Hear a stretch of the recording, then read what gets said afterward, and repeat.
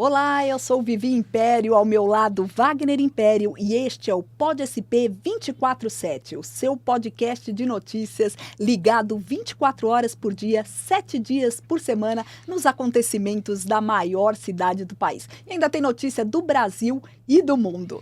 Bem-vindo e obrigado por ficar aqui com a gente. E a gente começa o Pod SP 24/7 de hoje mostrando o desafio dos pais em controlar o acesso dos filhos às telas, como celular e tablet. Marco Aurélio é pai de 2 crianças e quando percebeu os efeitos nocivos das telas no mais velho, que hoje tem 9 anos, decidiu vetar redes sociais e não dar celular para os filhos durante a infância. Uma das coisas que a gente aprendeu é que as crianças precisam, não só elas precisam, mas elas querem limites. E às vezes parece muito desafiador dar esses limites, mas depois de 24, 48 horas, principalmente são crianças menores, é muito mais fácil, ela se adapta, vai para outra coisa. Marco Aurélio é um dos mais de 10 mil responsáveis por crianças e adolescentes que aderiram ao movimento Desconecta, inspirado em iniciativas internacionais e estudos científicos em prol do uso equilibrado da tecnologia na vida dos pequenos. O Pod SP 24/7 agora vai falar de esporte. O Brasil está extremamente engajado em investir em mulheres para futebol de cegos, porque na modalidade masculina o Brasil já é um destaque internacional e agora está tentando montar times de mulheres de futebol para cegos. Dá uma olhada na reportagem. A Geisa nasceu com glaucoma congênito e perdeu completamente a visão já adulta. Desde novinha eu estudei em uma escola que era preparada, o Instituto Benjamin Constant, no Rio de Janeiro, e foi o que me ajudou a me reabilitar muito rápido. Então, eu não passei por um processo muito dolorido de adaptação. A Beatriz tem cegueira parcial por causa do albinismo. Eu comecei aqui pelo projeto do CPB pela escolinha, tinha só meninos, eu era a única menina do grupo. Comecei primeiro com os meninos PC, que são meninos que enxergam, mas que têm deficiência motora. 20 anos. Essa é a idade que separa as duas atletas, mas o amor pelo futebol é comum. Por isso elas fazem parte do grupo que treina em São Paulo para formar a Seleção Brasileira de Futebol de Cegas. Eu estava aqui assistindo uns amigos, jogando, e aí eles falaram, a gente tem futebol de cegos também, a gente está montando um time feminino. Eu falei, sério? Vou vir jogar. Eu nunca conheci futebol de cegos e foi aqui que eu aprendi que existe futebol para cegos, uma bola de guiso, a quadra é menor. Tem aqui hoje 16 meninas, 3 atletas de linha e 3 goleiras, para poder que a gente possa realmente fazer esse trabalho e aí representar o Brasil nas competições internacionais. E a expectativa do grupo ficou ainda maior nos últimos dias, com a confirmação de que o Brasil vai participar pela primeira vez lá em outubro, na Índia, de uma Copa do Mundo da modalidade. Várias pessoas que estão aqui hoje foram embaixadoras do tema, lutaram, tanto o professor David quanto a Thalita e outras meninas. Quando as pessoas falam, por que você luta tanto por futebol de cegas? Você acha que você vai jogar? Eu falei, não sei, mas eu quero que outras meninas tenham a oportunidade que eu não tive, de começar mais cedo. O futebol de cegas demorou muito para acontecer e que o nosso projeto vai dar super certo e que muitas meninas vão se inspirar na gente. E a gente mostra agora um assunto que está causando polêmica nas redes sociais, bebês reborns. Tem muita gente aí extrapolando a brincadeira, não é? Não, chegou à beira do absurdo. Uma influenciadora digital de Minas Gerais viralizou nas redes sociais após tentar receber atendimento médico com um bebê reborn. Ele teve que ficar nesse bercinho aqui para ver se a medicação fazia efeito. Ele resmungou um pouquinho, então eu peguei ele no colo. Só foi pegar ele no colo, a médica já veio e deu alta pra gente. Fato que repercutiu bastante, mas que, segundo Yasmin Becker, criadora de conteúdo infantil, o vídeo é fictício. Apesar da brincadeira, o tema tem gerado polêmica e até briga na justiça pela guarda de um bebê hiperrealista. Caso que, segundo especialistas, deve ser tratado como partilha de patrimônio. Para o direito de família, a gente não vai poder discutir em relação à guarda, pensão alimentícia de um bebê reborn. Por quê? Porque ele é considerado um bem móvel. Ele não é considerado um sujeito de direitos e deveres com personalidade jurídica, como o Código Civil exige. Então, ele pode sim ser alvo de uma partilha de bens quando do divórcio. E se porventura, como um caso aí que surgiu recentemente, a questão de ele tinha uma rede social e gerava um lucro. E como é que fica? Esse lucro vai ser partilhado entre entre o casal, como se fosse uma empresa. Os bebês reborn se popularizaram no Brasil no início dos anos 2000 e, conforme o passar dos anos, foram se assemelhando cada vez mais aos bebês de verdade. Diogo comercializa esses bonecas em uma loja no Recife há pelo menos 8 anos. E para atrair as crianças e as famílias, ele torna o espaço um ambiente lúdico. Depois que o bebê ele nasce, né, a criança ela quer colocar as informações.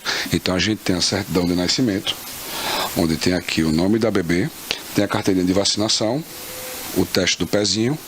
É dessa fantasia que alguns clientes têm superado alguns quadros traumáticos. A gente já vem há alguns anos observando e atendendo adultos, mulheres em sua maioria, pessoas com problemas de depressão, que perderam seus filhos.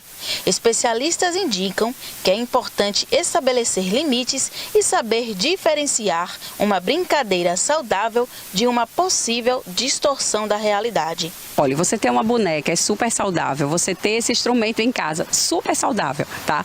O que é patológico e que não pode? Você pegar uma boneca que é um objeto, depositar um sentimento e quando você cair na realidade, o que vai acontecer? Você vai se frustrar. Então você vai ter uma crise de ansiedade, você pode entrar em depressão, porque aquilo que você depositou como verdadeiro é algo que é fantasioso. A gente precisa ajudar as pessoas. Quem tem esse sentimento, quem faz essa transferência, muitas vezes não percebe que está fazendo. A família tem que dar todo o apoio e, acima de tudo, buscar essa ajuda. Eu te convido agora para dar um passeio de buggy nas dunas das praias cearenses. Olha só a emoção. Em Amontada, litoral oeste do Ceará, os passeios de buggy e 4x4 são convites à aventura e à contemplação. O buggy, com seu espírito leve e ágil, leva até 4 pessoas pelas trilhas de areias e pelas dunas desenhadas pelo vento. Os passeios de buggy duram entre 2 e 3 horas. Mas aquele cliente que gosta de aproveitar mais a natureza, desfrutar dos presentes de Deus, então ele vai passar mais tempo no passeio. E a gente está aqui justamente para isso, para deixar ele desfrutar do que ele quiser, né? Eles movimentam a economia da região, das barracas de praia aos quintais gastronômicos, passando por pequenos produtores e empreendedores locais. O turismo aqui é rede, é roda, é renda. E para quem quer reunir mais gente e ir mais longe, o 4x4 é o veículo da vez, percorrendo cerca de 50 quilômetros de pura adrenalina, com guias preparados e com pleno conhecimento da região. O cliente se hospeda em Caraí. Então lá ele tem a opção de conhecer regiões próximas, como Moitas e Caetanos. Então eles contratam a gente para vir conhecer. As outras praias mais próximas são bem distintas, né? Tipo, a Caetano é praticamente uma vila de pescador. Você vê que não tem praticamente estrutura. Então já acaba pegando o cliente lá, vindo em direção a Caetanos e os Lençóis Cearenses. A parada nos quintais gastronômicos é um capítulo à parte. Comida feita à mão por mulheres da vila, com o gosto de quem conhece os segredos do mar. Eles se encantam com nossos atendimentos, assim, do nossos interior. Não tem cliente que vem aqui tomar um café da manhã e resolve almoçar. Não, dona Vera, a gente vai voltar para almoçar. Então eu acredito que tem toda essa diferença. Depois de rodar por dunas, por praias, por artesanatos, por todos os lugares, a gente chega no momento mais esperado, que é aqui nos Lençóis Cearenses. Esse lugar paradisíaco. E quando é dia da semana, ele fica quase que exclusivo para quem vem fazer esses passeios. E aí, todo passeio termina do mesmo jeito, tá? A gente desce do carro e vem tomar banho em uma das lagoas aqui naturais, formadas nos Lençóis Cearenses. Um verdadeiro espetáculo, né? E tradição é tradição. Eu também vou cumpri-la. Então vou deixar aqui, Alex, por favor.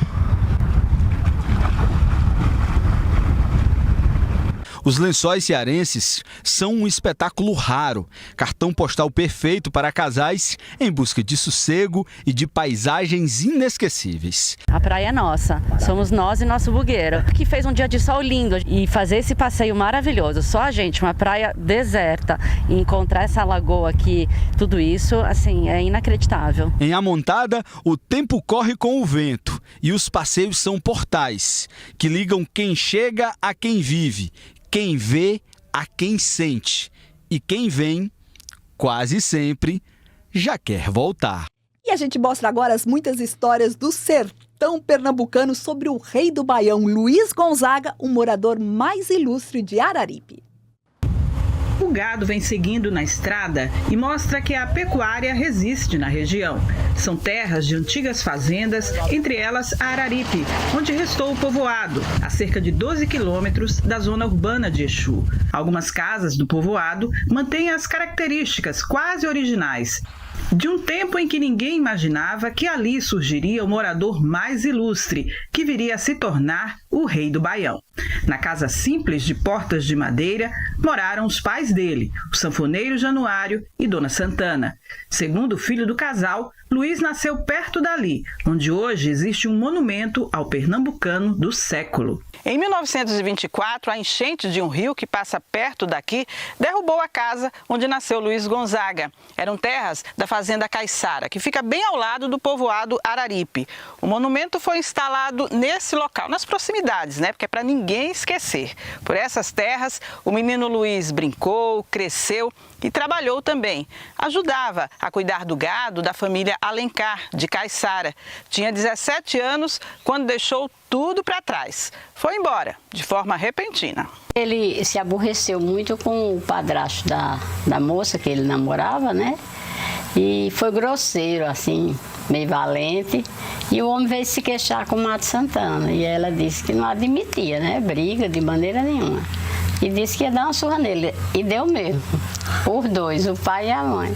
E chegou no Crato, estavam recrutando soldados para a Revolução de 30.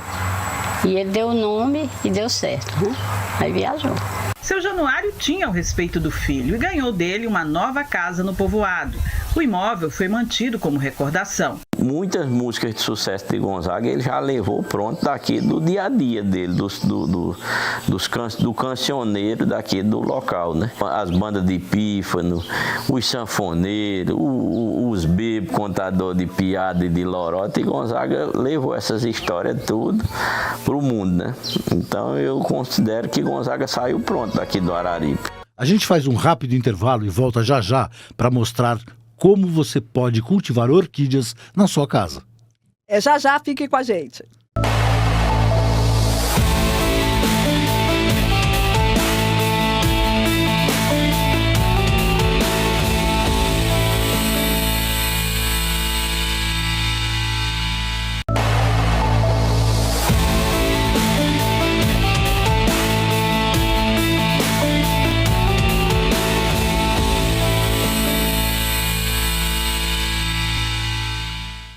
O Pod SP 24/7 está de volta mostrando dicas de como cultivar orquídeas em casa. Dá só uma olhada, são dicas valiosas. Essa é a paixão de Rose, o orquidário com diferentes espécies que ela cuida como seus bebês. São flores raras, delicadas e interessantes, como essa que simula o movimento de um inseto para enganar predadores. Para cada espécie há um cuidado especial. Por isso estamos aqui. Rose faz parte da Associação Orquidófila de São Paulo. Como apaixonados por orquídeas, viemos saber como manter a planta saudável com floradas sempre exuberantes. A primeira dica de Rose é de sabedoria milenar: paciência. É um trabalho realmente de paciência. Você tem que ter paciência, persistir. E sempre vai ter uma orquídea que cabe no seu ambiente, sempre. Porque tem muitas espécies, Tem gente que cria dentro de casa, embaixo da pia, dentro do banheiro. O cuidado começa com a busca de informação sobre a planta escolhida para levar para casa. Primeiro cuidado que eu acho é na hora de comprar, Você compra sempre uma planta, conversa com o vendedor, Porque você não está comprando pão, você está comprando uma planta que pode ter várias variantes, né? Tanto de clima, como de temperatura, tempo para cuidar. Então você conversa com o vendedor. Isso aqui dá em apartamento? Isso aqui dá num terraço? Precisa de sol? Não precisa? Então essa interação com o vendedor é muito importante, principalmente vendedores assim capacitados, né? Assim, não adianta você chegar no Carrefour e tentar conversar com o pessoal de lá, porque eles não vão falar nada, mas se você for numa exposição, geralmente os vendedores que cuidam das plantas que eles vendem, então eles podem ensinar muita coisa para vocês, né? Então a escolha da orquídea que você vai cuidar em casa, eu acho que é crucial. Agora, se você ganhou a orquídea, você pode ir atrás de informação também. A nossa associação, a OSP, ela tira dúvidas, geralmente das pessoas, se você for numa exposição, levar fotos, a gente tira dúvidas também, né? Procurar informação, acho que é a melhor maneira de começar. Eu acho que é o primeiro passo. Depois, aí você vai atrás de adubação, substrato, rega, o que você quer. Qual que é o seu objetivo? Você quer uma planta enorme, você quer tirar muda para trocar com as amigas, você quer levar em exposição, né, para ganhar prêmio e tal. Então, começa daí assim, a dar pequenos passos e vai tentando, é tentativa e erro também, né? Rose falou em expor flores para ganhar prêmio e uma das mais famosas exposições de orquídeas do Brasil acontece no Bunkiô, promovida pela Associação Orquidófila de São Paulo. Todos os anos, as mais lindas flores cultivadas por produtores sérios e renomados atraem uma multidão de apaixonados por orquídeas. São expostas diversas espécies, de cores e formatos diferentes. As mais raras e com cultivo mais difícil recebem medalhas. É como adentrar em um jardim colorido e perfumado e descobrir um pouco mais sobre o universo das orquídeas, com mais de 35 mil espécies catalogadas em todo o mundo.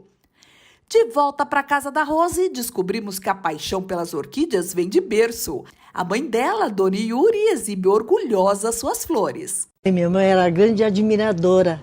Então, às vezes tinha nas matas, porque eu morava lá no Grajaú, então tinha aquelas matas e tinha algumas plantas, flores vermelhas, e ela chamava de lan. Lan é orquídea em japonês, né? Então, com isso, eu comecei a cismar com essa planta que dá no meio das árvores, mas nunca pensei que ia cultivar em casa, não.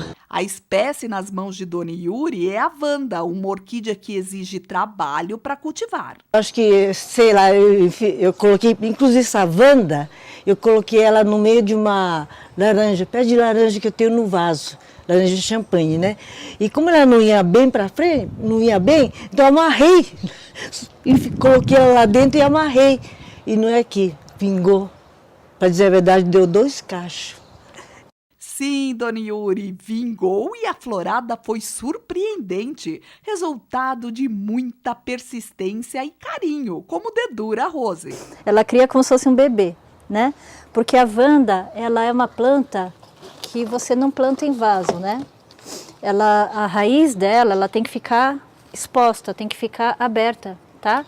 Porque se você mergulha ela num vaso, ela pode fungar, ela pode criar, ela pode amolecer e apodrecer. Então ela é uma planta que na origem ela nasce em palmeiras, né? Ela fica fixa, ela brota assim numa moita e a raiz fica toda para fora. Só que são regiões pantanosas, regiões com a água, né, embaixo, muita umidade, muito calor.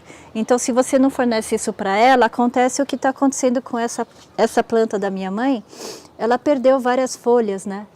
Ela era aqui e ela foi perdendo as folhas, né? Quando ela começa a perder as folhas, é um sinal de alarme, de alerta, né? Que ela está ressecada. Quando ela começa a rachar no meio também, aqui, né, ela fica toda... Porque o normal é uma folha lisinha, que nessa daqui, tá vendo? Né? É uma folha... é uma folha bem firme, né? Ó, você compara as duas, essa aqui tá com as folhas mais enrugadas. O enrugamento de qualquer folha de orquídea quer dizer que está faltando água, tá? Então essa aqui claramente está faltando água. Mas eu não vou falar para minha mãe água a mais ainda, senão ela vai dormir do lado da planta. Mas em vista da dificuldade da planta, ela está indo bem. E o fato dela ter florido também é um bom sinal. A flor da Wanda, ela costuma durar, se ela estiver bem hidratada, costuma durar até 90 dias. Ela fica muito tempo florida, porque vai abrindo, né? Ela é um cacho e ela vai abrindo aos poucos, então demora muito para a flor secar.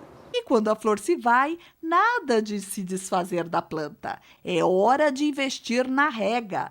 E tem dica especial na hora de molhá-la. Tem gente que meio que só faz isso, né? Aí já acha que regou. Não, tem que molhar mesmo, molhar, né? Tem gente que fala que quando você rega uma planta, você tem que cantar o parabéns, né? Parabéns. E eu concordo, porque o pessoal é muito econômico na hora de regar as plantas. Mesmo uma árvore, como um vaso grande, você não pode simplesmente ir lá com o regadorzinho e colocar um pouquinho de água. A água tem que realmente incorporar, né? Em todas as partes, tudo, né? Na folha. Você não pode realmente economizar na água, né? Ó, essa daqui, ó o tamanho da raiz dela. Né? Isso aqui já é um sinal de que ela está procurando mais água, tá? Tem até um excesso de raiz aqui, porque acho que o lugar onde ela estava não estava muito úmido. E ela emite mais raízes para compensar. Mas tem que molhar mesmo. Então, não dá para criar Wanda dentro da sala, né? A gente tem que ter bom senso. Tem que ser um lugar que você possa pegar uma mangueira e dar uma boa molhada mesmo. Quando for fazer o adubo também, faz 1 litrão e dá um banho mesmo. Não adianta jogar só um pouquinho. Porque olha o tamanho da planta, né? Ela precisa de muito nutriente. Para manter toda essa estrutura, ela precisa de muito nutriente e muita água. Além de cantar parabéns para a Wanda, garantindo a rega adequada, é preciso levar muitos nutrientes para a orquídea por meio da adubação. Ela precisa de muito adubo, porque ela não tem reserva de energia, né? Ela é diferente de uma orquídea, que nem essa aqui, que ela tem um bulbo, né? Ela tem uma reservinha aqui, né? Então, se você fica sem adubar, ela ainda resiste. Essa daqui também, ela tem uma reserva de nutrientes aqui. A Wanda não tem. Então, você tem que constantemente adubar, com adubo diluído na água e dando banho na planta inteira, com o nebulizador. É um trabalho... É meio trabalhoso, não é fácil cuidar da Wanda, mas é muito gratificante, né? Porque a flor é maravilhosa.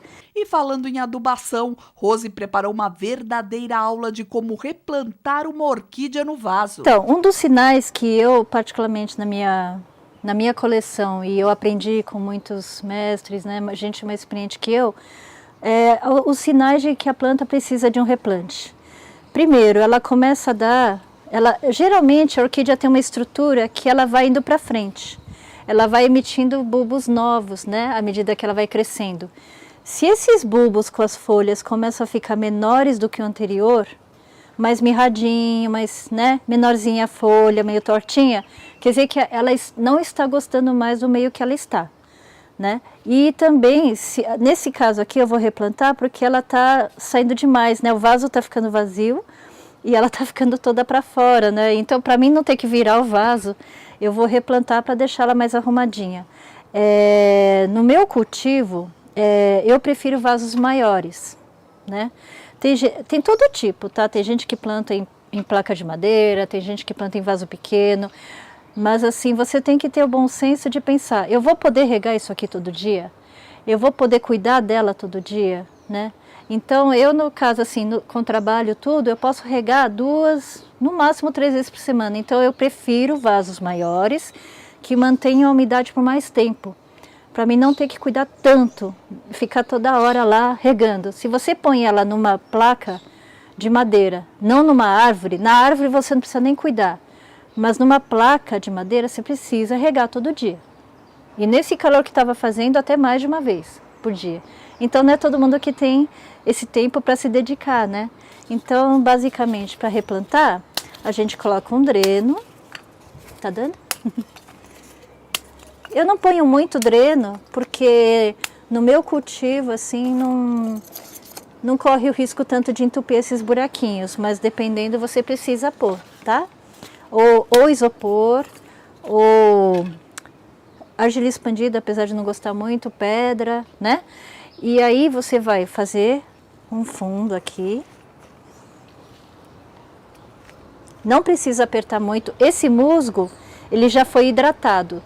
Todo musgo, todo substrato que você compra em qualquer loja, você tem que hidratar. Porque depois que você põe no vaso, você não consegue mais hidratar ele. A não ser que você deixe o vaso de mergulhar na água, que é uma coisa meio inviável. Então, antes de você plantar, você põe numa bacia, põe todo o substrato lá. Eu deixo alguns dias de molho na água. Tem gente que põe até adubo nessa água para já adubar o musgo, tá? Mas todo o substrato que você usa tem que dar uma lavada e uma hidratada antes de usar, antes de replantar, tá bom? Aí você vai pro vaso. Eu aqui não vou ter muita dó, porque ela emite novas raízes, tá? Só se a planta estiver muito debilitada, você tem que tomar um cuidado maior. Eu descarto, né, esse musgo antigo, limpo, né? Dependendo da quantidade de raiz seca, eu tiro. Nesse caso eu não vou tirar porque não tem muita raiz seca. Eu vou deixar assim mesmo. Bulbos, né? Bulbo sequinho, morto, eu tiro, tá? Tem gente que deixa de molho numa solução para matar bactérias e fungos, né? Eu geralmente não uso muito esse tipo de coisa no meu jardim, porque eu tenho muita coisa assim, comestível, né? Então eu evito ao máximo usar remédio. Eu uso coisas naturais, assim, para cochonilha eu uso pinho-sol, uso detergente, álcool 70. Tento usar coisas orgânicas porque eu misturo minhas plantas com coisas que a gente come, então eu tenho receio, né? Mas quem produz mesmo usa remédios bem fortes, né? Ó, ela tá razoavelmente limpa, né? Aí você vem no vaso e você acomoda ela. Como nesse caso eu sei que atrás dela é aqui e a frente é aqui, ó, você vê que ela já estava soltando uns bulbos e caindo folha, então ela estava pedindo um novo substrato mesmo, tá? Aí eu arrumo ela pensando em para onde ela vai, então eu tô querendo que ela dê voltas nesse vaso em touceira, então eu deixo ela desse jeito, né? Um pouquinho para dentro, porque quando você põe ela um pouquinho para dentro do vaso, mantém mais a umidade também. Se você põe o substrato muito até a beira, primeiro que o adubo que você colocar lá, ele vai cair, né? E o adubo, no caso, bocacha, qualquer coisa, ele vai cair. Então eu deixo um dedinho abaixo, aqui acho que está um pouquinho fundo ainda, eu vou pôr mais, né? Assim. E aí eu ponho aqui e eu preencho em volta. E deixa ela o mais firme possível, né? Quando pensamos em orquídea, nossa maior dúvida é se colocamos a planta no sol ou na sombra. A orquídea, ela gosta de luminosidade, mas não sol direto. Sol direto queima, né? Tem até dica secreta para a orquídea florescer de forma exuberante.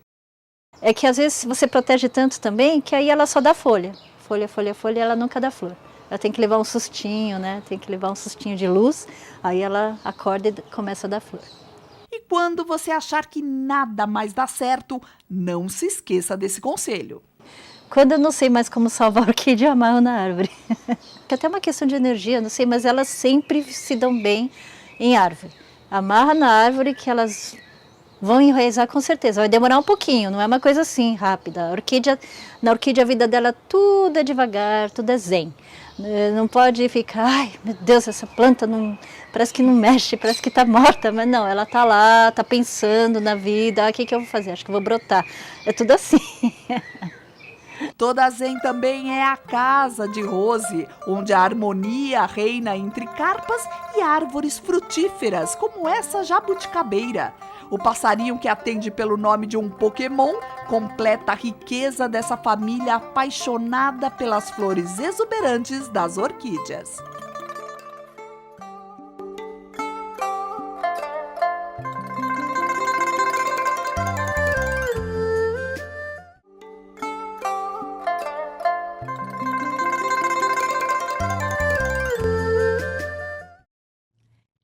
o Pod SP 24/7 fica por aqui. Muito obrigada pela sua companhia e eu te aguardo na próxima edição. Até mais. Lembrando que você pode ouvir o podcast na sua plataforma de áudio preferida ou então assistir o Pod SP 24/7 no nosso canal do YouTube, Pod SP 24/7. Muito obrigado pela sua companhia. Até mais. Até amanhã.